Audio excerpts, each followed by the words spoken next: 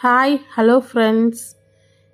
நம்ம கோதுமை தோசை தான் எப்படி செய்கிறதுன்னு பார்க்க போகிறோம். இந்த கோதுமை தோசை நம்ம மாவெல்லாம் அரைக்க தேவையில்ல. கோதுமை மாவெல்லாம் யூஸ் பண்ணி நம்ம செய்யலை. இது நம்ம முழு கோதுமையில் தான் அரிசி. நீங்கள் ஊறக்கூட வைக்க வேணாம். அப்படியே நமக்கு என்ன டிஃபன் செய்கிறதுன்னு இருக்கும் அந்த டைமில் நம்ம வீட்டில் இருக்க கோதுமையை போட்டு உடனே இதை கழுவி அரைச்சி தோசை ஊற்றிட வேண்டியது தான். டேஸ்ட்டு ரொம்ப சூப்பராக இருக்கும்.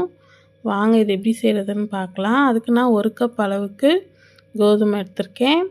அதில் 2 டீஸ்பூன் சோம்பு, ஒரு 10 காஞ்ச மிளகாய் சேர்த்துக்கோங்க. சேர்த்துட்டு இதை ஒரு 2-3 முறை நல்லா கழுவிக்கலாம். இந்த மாதிரி நல்லா கழுவி எடுத்தாச்சு. இதை ஒரு மிக்ஸி ஜாரில் தண்ணியை வடிச்சிட்டு சேர்த்துக்கோங்க.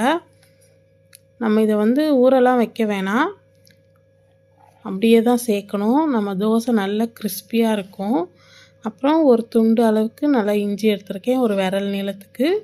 அதையும் கட் பண்ணி சேர்த்துக்கலாம். இப்போ சேர்த்துட்டு இதுக்கு தேவையான அளவு உப்பு சேர்த்து நம்ம அரைச்சிக்கலாம். இப்போ இந்த அளவுக்கு அரைச்சி வந்திருக்கு. இதில் நமக்கு தண்ணி ஊற்றி நம்ம அரைச்சி எடுத்துக்க போகிறோம். தோசை மாவு பதத்துக்கு அரைச்சி எடுத்துக்கோங்க. கொஞ்சம் இது ரொம்ப ஃபைனாக அரைக்காமல் கொஞ்சம் குறன்னு இருக்கிற மாதிரி அரைச்சி எடுத்துக்கலாம். இப்போ இதை ஒரு பாத்திரத்துக்கு மாற்றிட்டு இந்த மிக்ஸி ஜார் கழுவி கொஞ்சமாக தண்ணி சேர்த்துக்கலாம். இப்போ இதில் 1 டீஸ்பூன் அளவுக்கு பெருங்காயத்தூள் சேர்த்துக்கோங்க. சேர்த்துட்டு இதை நல்லா கலந்து விடுங்க. கலந்து விட்டுட்டு மாவு நல்லா தோசை மாவு கன்சிஸ்டன்சிக்கு இருக்கணும். அது மாதிரி பார்த்துட்டு கலந்துக்கோங்க. இப்போ தோசைக்கல் நம்ம காய வச்சுக்கலாம். கல் ஒரு மிதமான சூட்டில் இருக்கும்போது இதை நம்ம சேர்த்துட்டு நல்லா உங்களால் எவ்வளோ லேசாக தேய்க்க முடியுமோ அந்த அளவுக்கு நல்லா தேய்ச்சி விடுங்க. சுற்றி எண்ணெயோ நெய்யோ கொஞ்சமாக ஊற்றிக்கலாம். இன்றைக்கி நான் இதில் வெங்காய தோசை தான் செய்ய போகிறேன். ரொம்ப நல்லாயிருக்கும். இப்போ ஒரு அரை வெங்காயத்தை நல்லா பொடியாக கட் பண்ணி இப்போ நான் சேர்க்குற மாதிரி ஒரு சைடு மட்டும் சேர்த்துட்டு எண்ணெய் ஊற்றிக்கோங்க. இப்போ இது ஒரு 3 நிமிஷத்துக்கு நல்லா முருகலாக மிதமான தீயில வச்சு நல்லா வேக விடலாம். வேக விட்டுட்டு திருப்பி போடுங்க.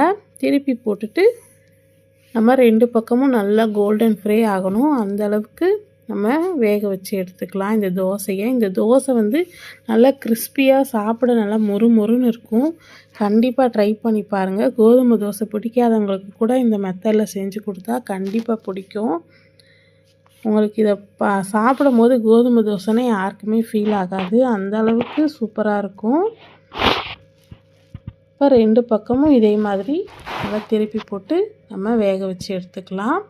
இதுக்கு சாம்பார் அப்புறம் தேங்காய் சட்னி இது கூட வச்சு சர்வ் பண்ணிங்கன்னா ரொம்ப சூப்பராக இருக்கும். உங்களுக்கு பார்த்தாலே தெரியும் தோசை நல்லா கிறிஸ்பியாக வந்திருக்கு. சாப்பிடவும் ரொம்ப டேஸ்ட்டாக இருக்கும். கண்டிப்பாக ட்ரை பண்ணி பாருங்கள். நான் வெங்காயம் போட்டு தான் நம்ம ஊற்றணும்னு இல்லை, எனக்கு வெங்காயம் போட்டு ஊற்றினா ரொம்ப பிடிக்கும். அதுக்காக வெங்காய தோசை மாதிரி ஊற்றிருக்கேன். நம்ம வெறுமனை கூட சுட்டு சாப்பிட்லாம். ரொம்ப சூப்பராக இருக்கும். இந்த ரெசிபி உங்களுக்கு பிடிச்சிருந்தா நம்ம சேனலை லைக் பண்ணி சப்ஸ்கிரைப் பண்ணுங்கள். உங்கள் ஃப்ரெண்ட்ஸ் அண்ட் ஃபேமிலிக்கு ஷேர் பண்ணுங்கள். கூடவே பெல் ஐக்கானை கிளிக் பண்ணுங்கள். அப்போ தான் நான் போடுற வீடியோ உடனே நோட்டிஃபிகேஷனில் வரும். வீடியோ பார்த்த அனைவருக்கும் மிக்க நன்றி. வணக்கம்.